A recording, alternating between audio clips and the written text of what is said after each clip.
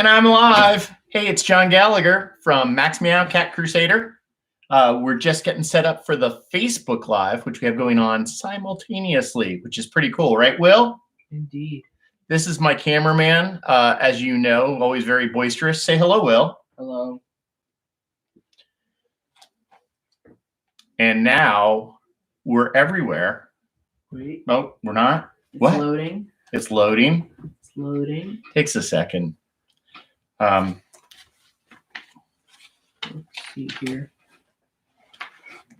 So anyway, I'm John Gallagher, and I'll do a quick plug for my day job, which is as art director for Ranger Rick magazine. And one cool thing about Ranger Rick right now is because a lot of people are at home, we are giving free digital access to rangerrick.org. And if you want to check out rangerrick.org, we've got lots of animal stories, cartoons. There's even some Ranger Rick reader riddles. And we even have comics, although I'm not the artist for that. Okay. I do get to work on it. Facebook should be starting. Yeah. And it looks like we're live everywhere now. I was just saying that in my day job, I am the art director for Ranger Rick magazine. And hi to all my Ranger Rick friends that might be watching. Ranger Rick is a kids' nature magazine. It comes out 10 or 11 times a year, depending upon the year.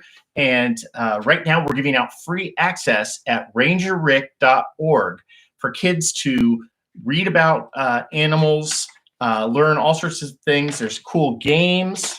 I'm just showing you the print version, but there's also fun reader riddles and cartoons. In fact, I will start off with a reader riddle from Ranger Rick.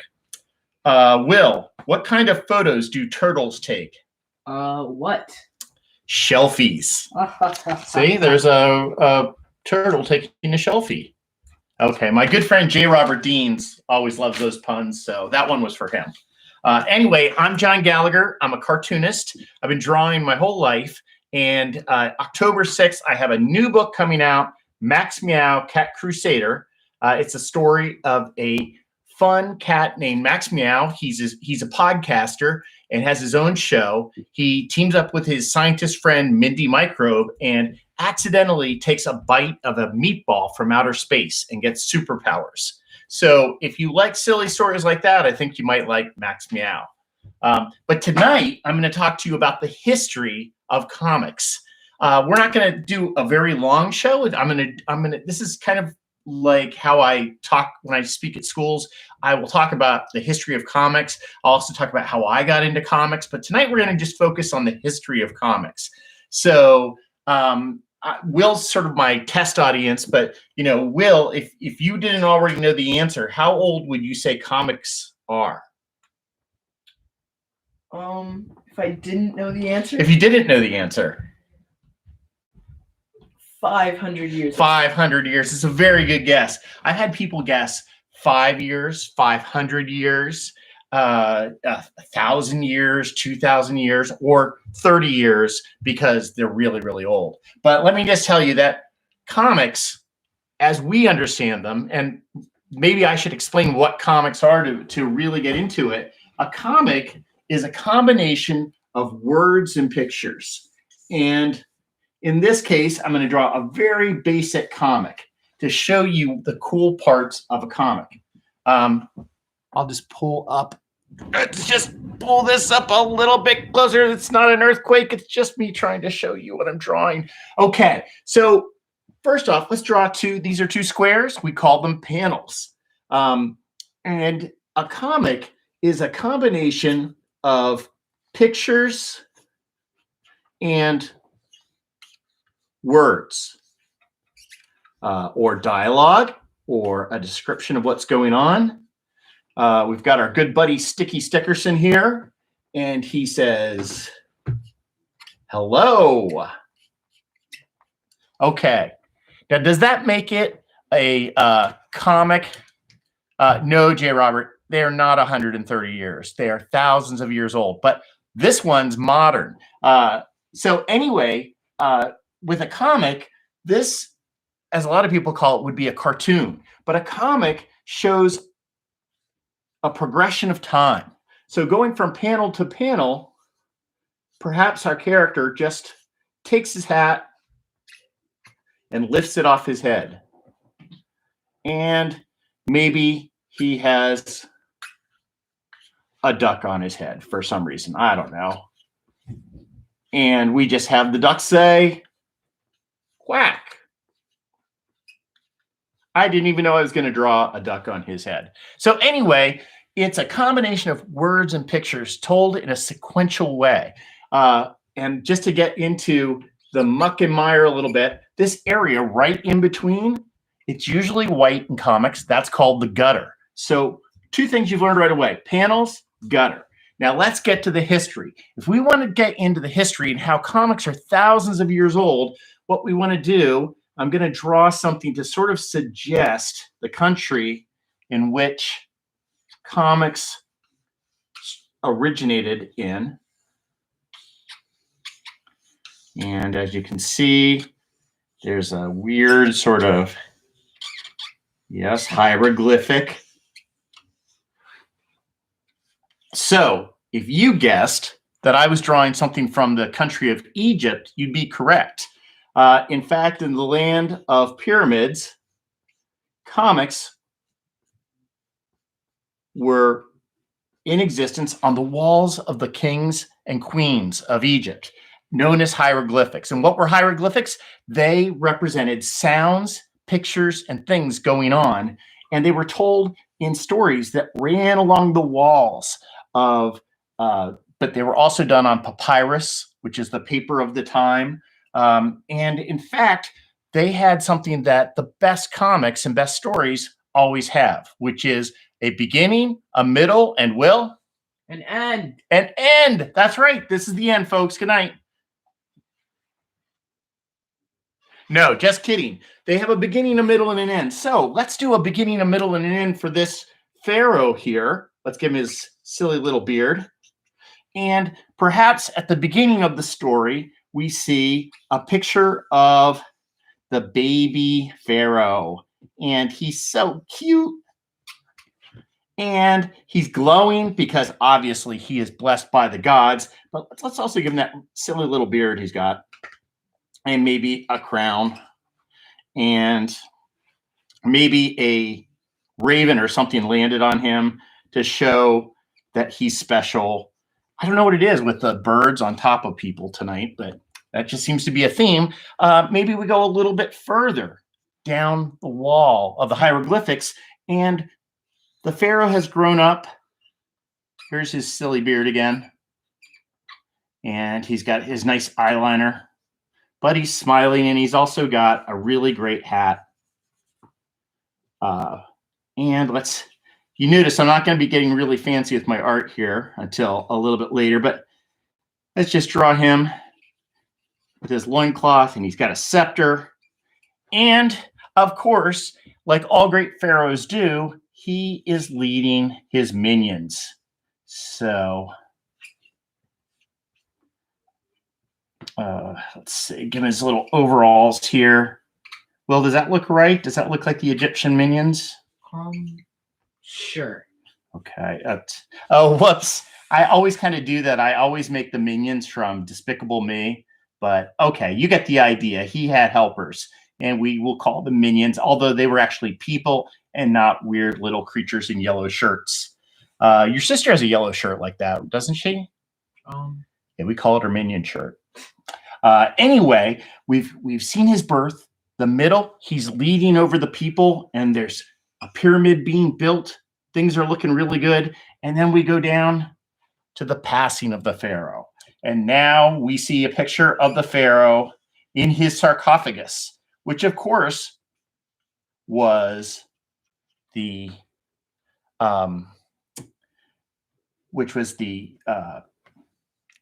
coffin for royal people. I lost the word there. And maybe it's glowing. And then we see him going on to the afterlife.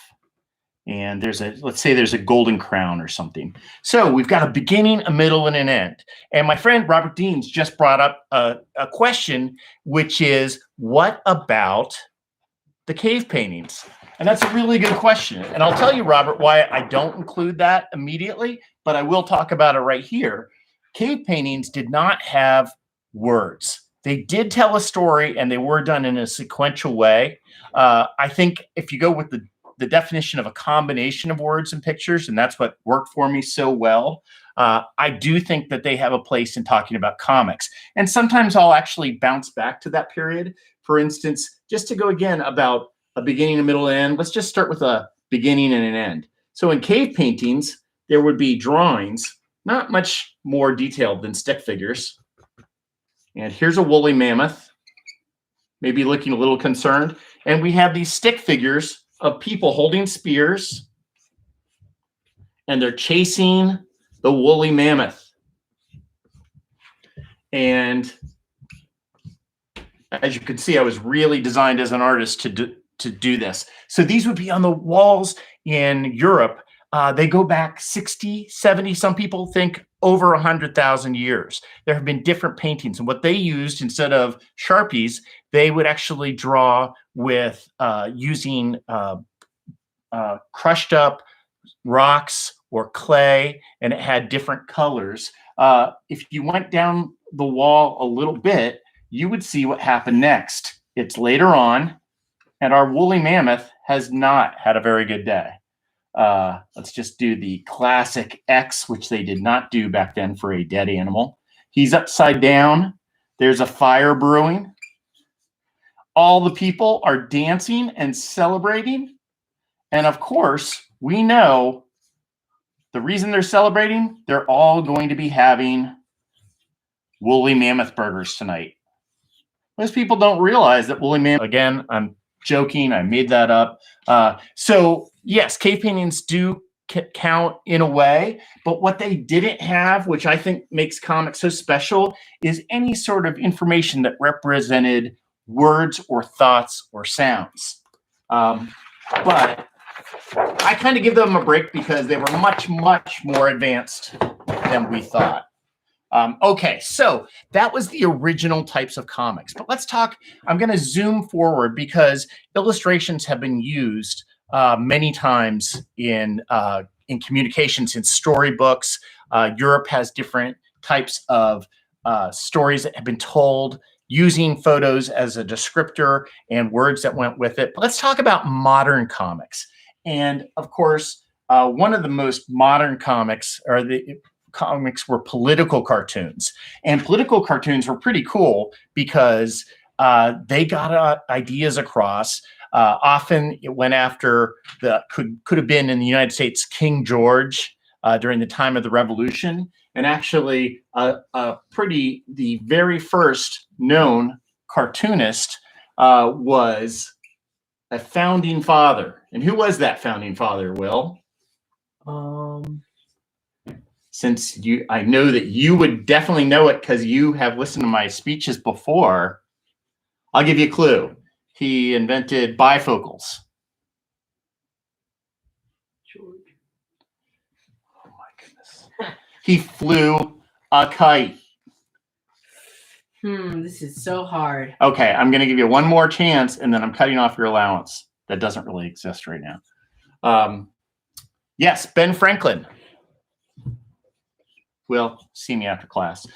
Ben Franklin, you like my little cartoon of Ben Franklin there? So Ben Franklin had a newspaper, and he actually did political cartoons.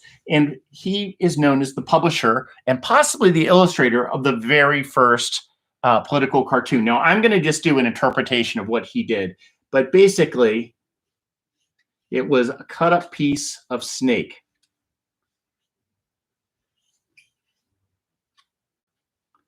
And if anybody in the chat, actually, I don't know if you're allowed to add the photo or not. I was going to say if anyone wanted to actually add the illustration, I don't have a printout of it. Basically, each one of these represented one of the colonies. And in the cartoon, it sort of said that divided we fall. We're only going to work together if we're all one whole thing. And he's trying to get the colonies to work together. But I think I will be slightly more accurate in my future drawings here. So that was the first cartoon, and cartoons were often used to get across ideas. But let's zoom forward to the late 1900s and 1900s, 1800s, and comics started to show up in different forms in newspapers. And in fact, there was one comic that really changed everything, and it was a character known as the Yellow Kid. Now, what was so interesting about the Yellow Kid? Well, there had been other comics, but the Yellow Kid, what was interesting about him, he was this sort of weird-looking little kid. Sorry. If you look like this at home, I apologize. He was a very handsome-looking kid with giant, freakish ears and He was yellow. a big bald head. Well, we'll get to that in a second. And he wore a nightshirt, which was the pajamas of the time. And the thing about the Yellow Kid, there were two things that were interesting. One, when he spoke, the words did not go underneath the cartoon as they did in Ben Franklin's time with political cartoons. No, they actually went on his shirt. And another interesting thing is this was the first time that anyone, I don't know if you're going to be able to see this. No, it's kind of hard to see. Anybody used yellow ink or any colored ink for that matter. I'm not sure if you can see, but I'll show you what the actual Yellow Kid looked like. They would do yellow ink, and it was so fascinating to people that they had this very funny comic strip and that it was in yellow that they people would buy the paper just for those comics. Now, here's something really an aside, but I'll tell you that this, you can actually say someone like, I learned something really interesting about history today, and I learned it from a cartoonist. And after they stop laughing, you can tell them this very interesting piece of history. The papers that the Yellow Kid were published in were published by a man named William Randolph Hearst. Now, that's not a name you know well anymore, but at one point he was one of the richest men in the world. And he had these newspapers that were known for, let's say, they were the original fake news. They loved to sort of exaggerate stories. They would put out scandalous things about people that William Randolph Hearst didn't like. It was really all about selling papers. And the thing is, there are a couple newspapers and TV channels that maybe are more into getting a better story than the facts at times. The National Enquirer was a newspaper that would talk about things like aliens stole Elvis and took him up to see President Kennedy on the moon, things like that. So anyway, why am I talking about that? Well, William Randolph Hearst, his special kind of newspaper that told these fantastic stories, and the yellow ink created this phrase, yellow journalism.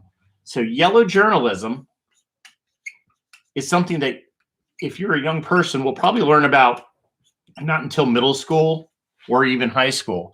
But yellow journalism, that's something even your teachers often don't know. I'll go to elementary schools and talk about it, and the history teacher will be like, I didn't know that.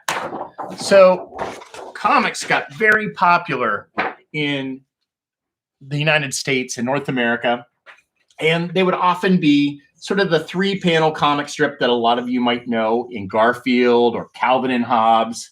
And again, they would be 3 or 4 panels, and in most cases, it was always a beginning, a middle, and an end.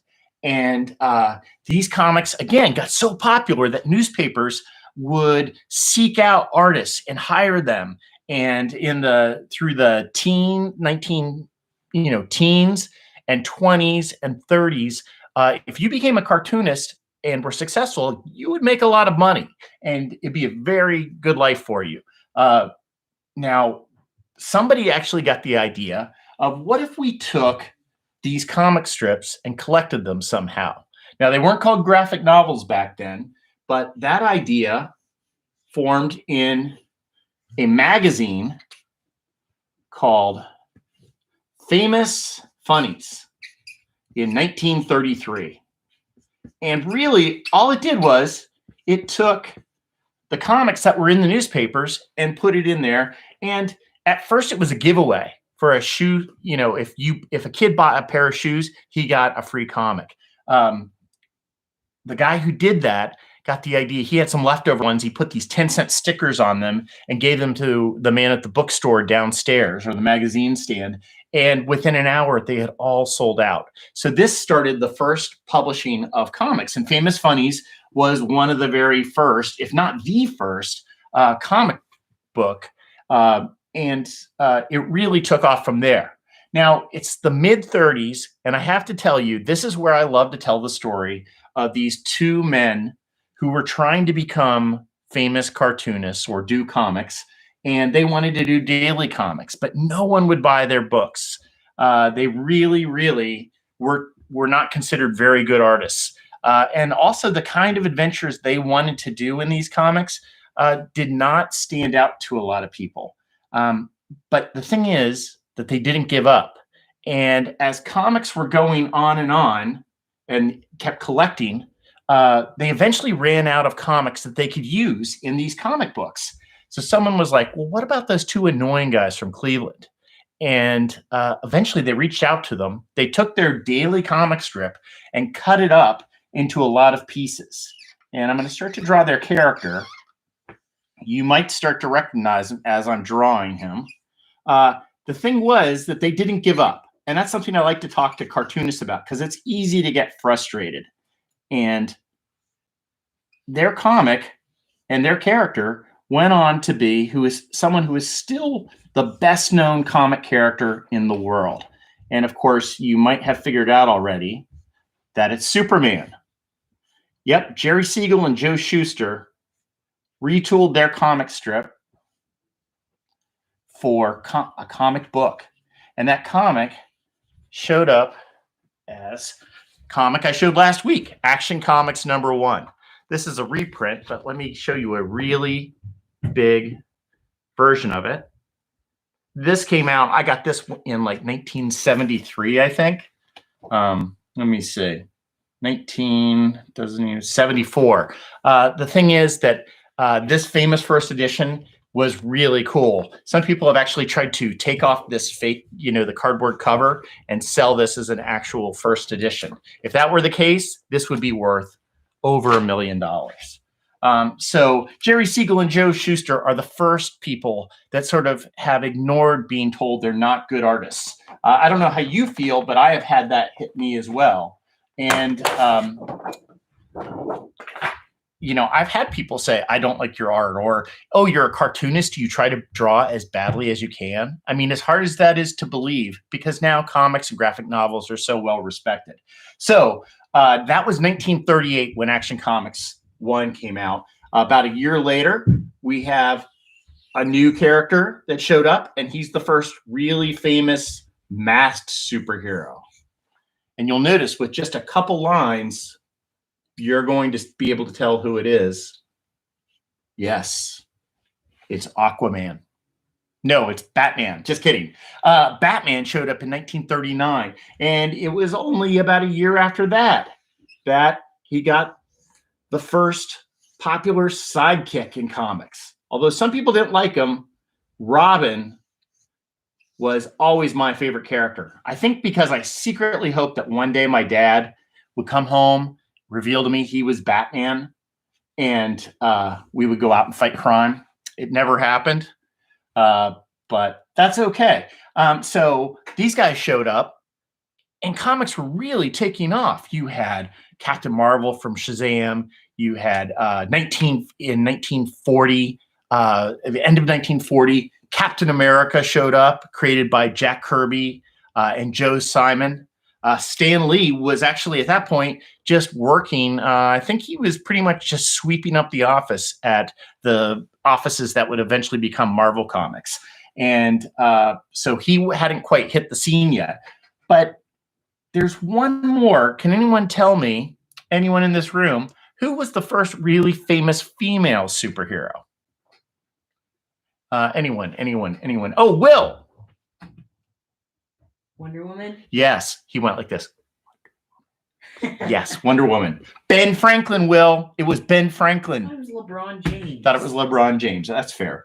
So anyway, Wonder Woman, Superman was an alien from outer space, and Batman was a rich millionaire who became Batman, fighting crime after his parents died. And Wonder Woman was Princess Diana, who came from Paradise Island, or Themyscira, if you go into the mythology of it. She was powered by the gods. And okay, that's sort of my abridged version of Wonder Woman there. So here's the thing, though. If you look at costumes, is if you were an alien from outer space with super strength, you got a beautiful red cape. If you were a crime-fighting millionaire who lived in a mansion, you got an awesome Batmobile. If you were a female superhero who might be stronger than anybody else, you got a bathing suit. I don't know why that is. For some reason, they've always put women superheroes in very skimpy clothes, and that's not always such a great idea. And thankfully, Wonder Woman is depicted more in armor nowadays. The thing is, I kind of have used up all the paper as I was drawing this, but so if you give me a second, I'm just going to set this up. Well, if you want to try to pull, actually, you can give me one of those too. Okay. So I actually like the back of this paper better. It's not quite as glossy, and I didn't realize I could take the sticker off. Okay, so that's like the beginning of what they called the golden age of comics. And comics continued for a while. There were lots of different comics. What was great was comics weren't just superheroes back then. Eventually, they became mostly just superheroes. But you had comics, and you had monster comics, horror comics, humorous comics, Western comics, science fiction comics. But it was the horror comics. And I'm just going to draw kind of like a creature here, a zombie-like creature.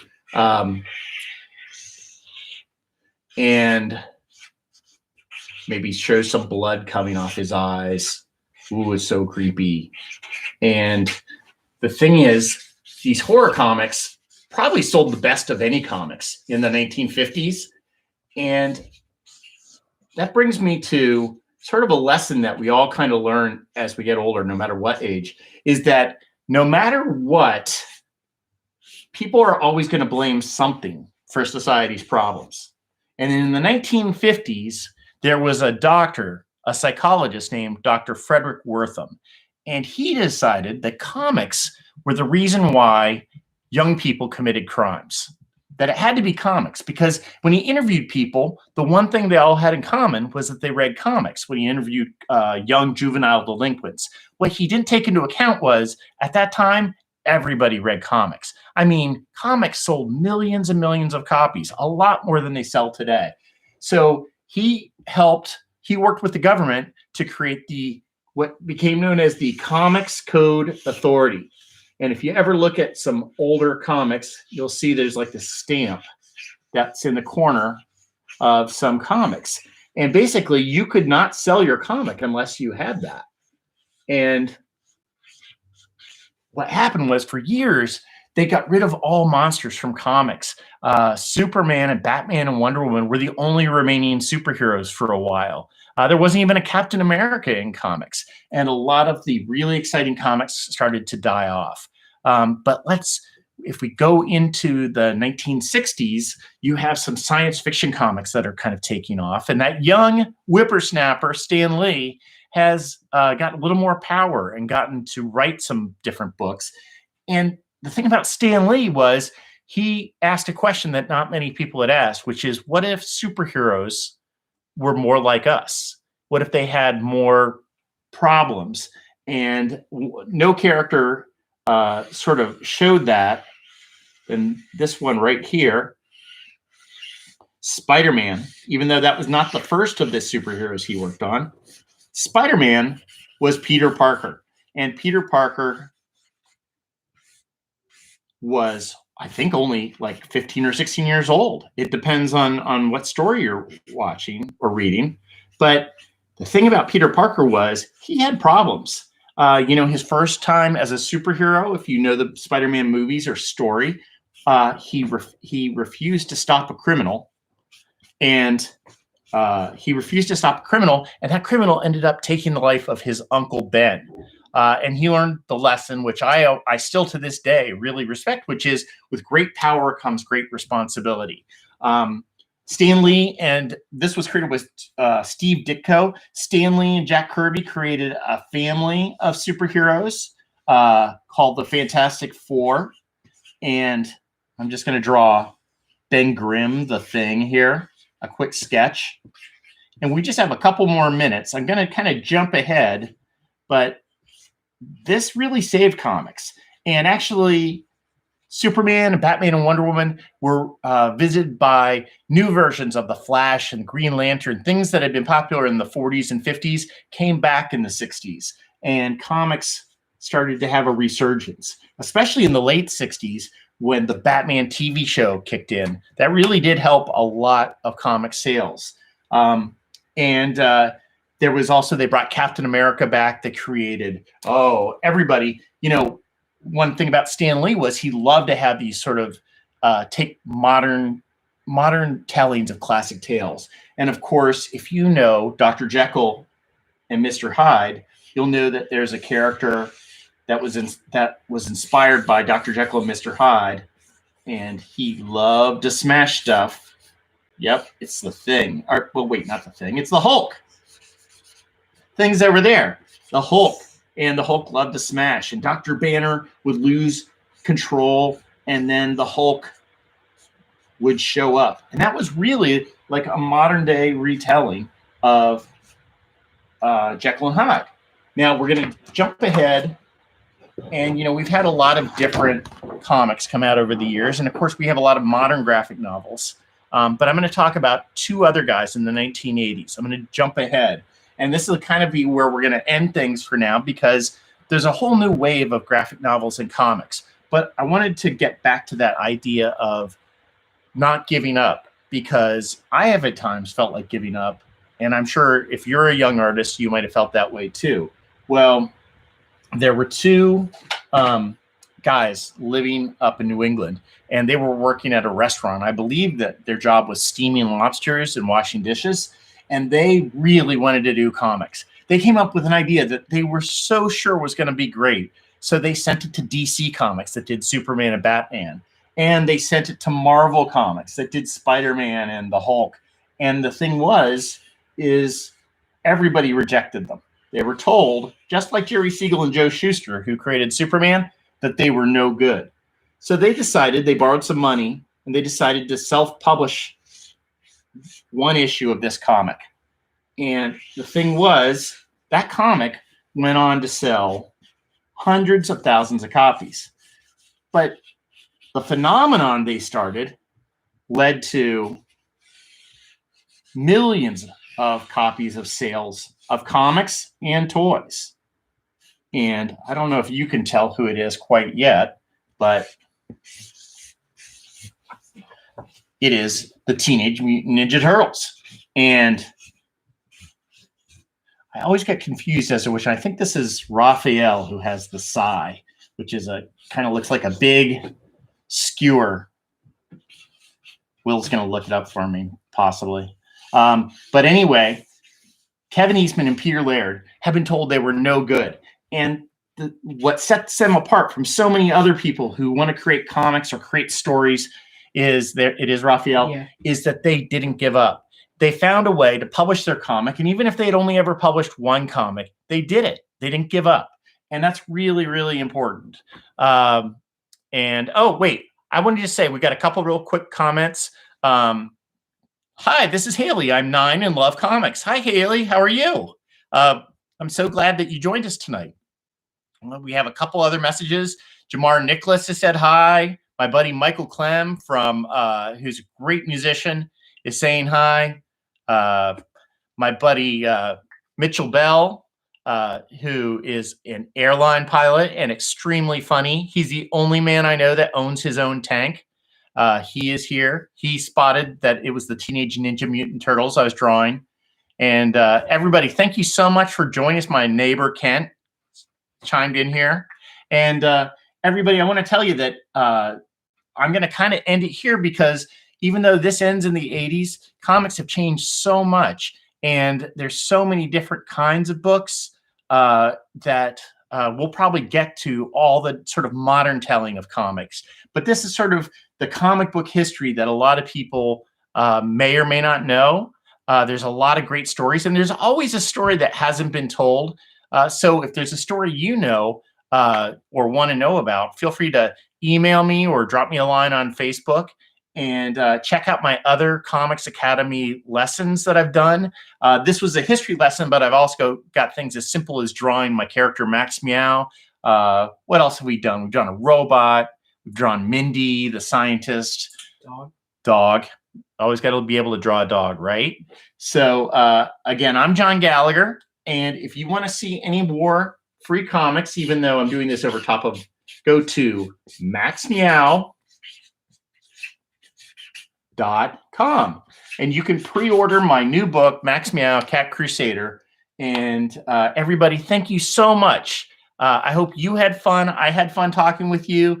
And Will and I are hoping to do this again a couple times a week if we can. So, take this time, go draw, whether you're a young kid or an old kid, and let's see what you can do. Thanks a lot, everybody. Take care. Bye-bye. And for you YouTube people, Bye-bye. awesome, guys.